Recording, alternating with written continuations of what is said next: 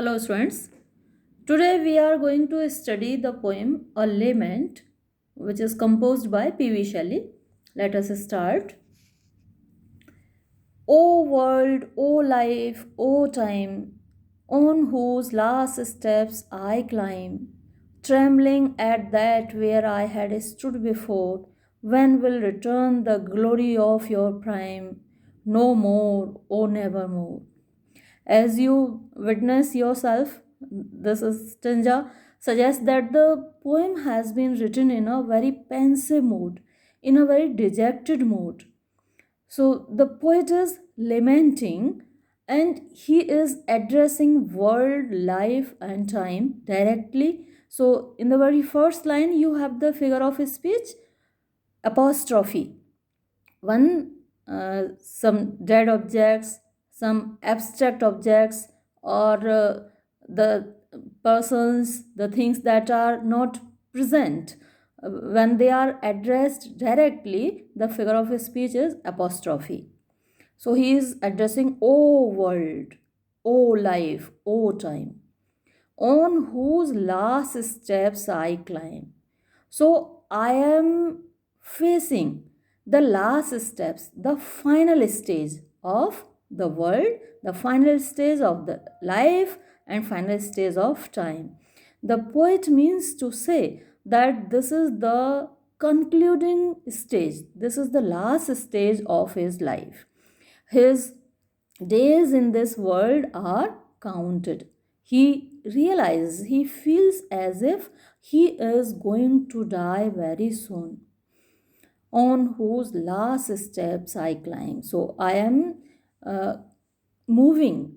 I have reached the final stage of my life and final stage of the duration of my lifetime, means the duration that is given to me by God.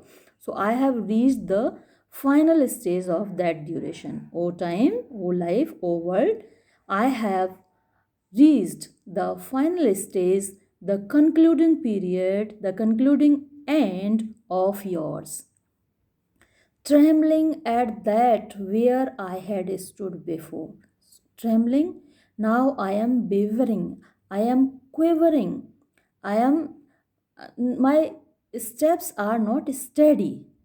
I, as you feel in the old days, although Shelley died at the age of 30, so he never reached the old age, but he feels that his steps are trembling when he is walking in this road of life. On this road of life, his steps are trembling, trembling at the same place where I had stood before, where I had stood firmly.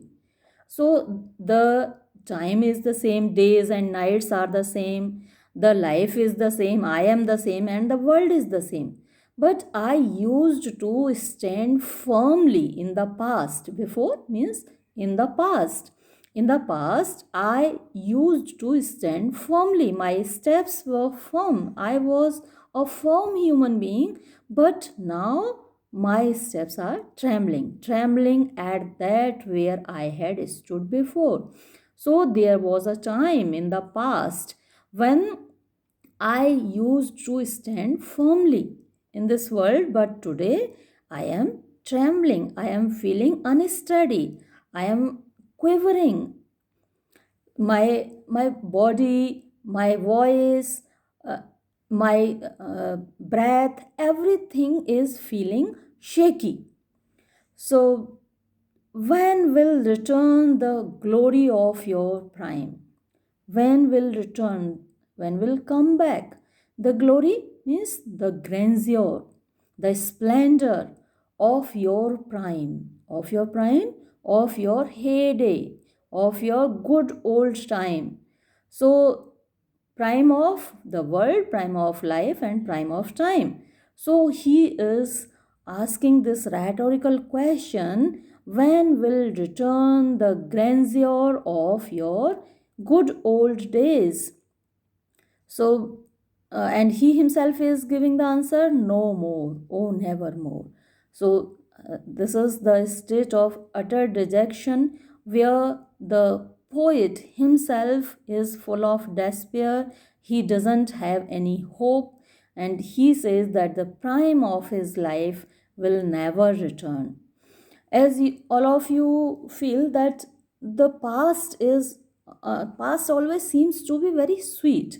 If you remember your childhood days, actual if you remember the actual childhood days, you must be recollecting that when you were a child you felt that every member in your family, whether it is your father, your mother, or your elders, your grandparents, or your elder brothers and sisters, you felt that they are dominating you, and you wished wholeheartedly to grow up to become an adult. And now when you have grown up, you have left that time in the past. Now that childhood seems to be very sweet.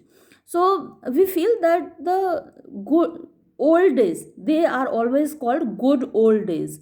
There is a charm in the past. So the same thing is here with the poet. The poet is also feeling the same. He memorizes the good old days which are gone and which will return no more. Out of the day and night, a joy has taken flight. Fresh spring and summer and winter hoar move my faint heart with grief, but with delight no more, oh nevermore. Out of the day and night. So, my present life, the day and night of my present life, they are devoid of joy. A joy has taken flight means the feeling of joy, the feeling of happiness has flown away. It used to reside here in the past, but now the feeling of joy has flown away. Has taken a flight means has flown away out of my day and night. So, my day and night are devoid of joy. There is no joy in my day and night. Fresh spring and summer and winter hold. So, spring and summer, they are very sweet in European countries. Winter is a long season and it is very chilling. So, it doesn't seem to be attractive in European countries. And he has called winter hoar. Hoar means grayishness or whiteness. When a person becomes old, he becomes hoary headed because the uh, hair of a person become white. And in the same way, in winter there is ice everywhere, there is snow everywhere. So winter has been given the epithet hoar. The adjective hoar has been used for winter. And for spring and summer, the poet uses the adjective fresh, because in spring there are colorful flowers everywhere. It is full of greenery. In same way, summer season is also very attractive in European countries. So the poet uses the adjective fresh for spring and summer.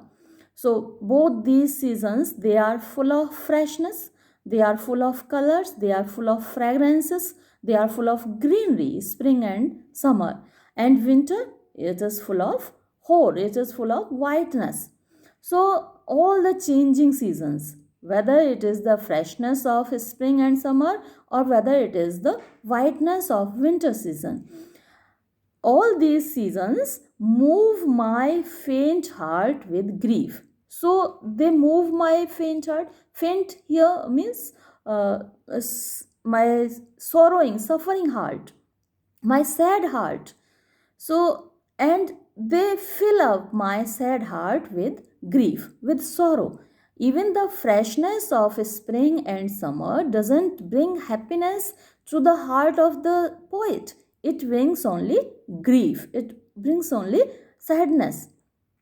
But with delight, no more. So, all these seasons fill the heart of the poet with grief, but they never fill the heart of poet with delight, with happiness. No more, oh never more. So, they all these changing seasons, they neither give happiness today and never more. They will not, there is no hope in the heart of the poet that they will give him happiness in future also. So, this poem of Shelley is full of dejection. Although we have seen that other poems of Shelley, although there is a depiction of dejection, there is depiction of pensive mood and sorrows and sufferings of life, but at least in the end we find a note of hope. As you remember the poem The West Wind, there the last line, in the last stanza he says, if winter comes, can spring be far behind? So that ray of hope which is generally present in the poems of Shelley, that's missing here in this poem. He is very sad, he is very hopeless. He says that the prime of his youth will never return, while we know that Shelley, when he was in his school, he was called Mad Shelley, and he studied in the school of Eton, and there he was called Mad Shelley. And when he was in Oxford University, he was expelled from there because he had written a pamphlet named The Necessity of Atheism. So even his childhood, his youth, his student life, it can't be called a very life full of splendor or life full of grandeur, but he is missing that life. So he is asking, when will return the glory of your prime? So he is asking this question to his life, when will return the glory of your prime? While we know that even in his childhood he was called Mad Shelley in his school, and he was expelled from Oxford University.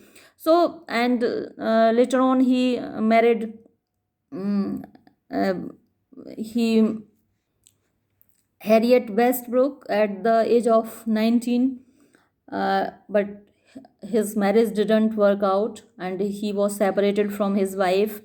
Uh, she died later on, she committed suicide. And when he wanted to have the custody of his children, the court declared him unfit for the responsibility of children. So the whole life of Shelley was full of tragedies, but in his poems we find a ray of hope. He looks to be an optimistic poet generally, but in this poem, uh, his mood is completely pensive. His mood is completely serious. So, if we see the structure of the poem is composed of two stanzas. Each stanza has 5 lines, and if we see the rhyme scheme, time, climb, so A, before, and more. So A, B, and prime, A, B, A, B. This is the rhyme scheme. The same rhyme scheme is repeated in this second stanza also. And we see the figure of speech apostrophe here. Then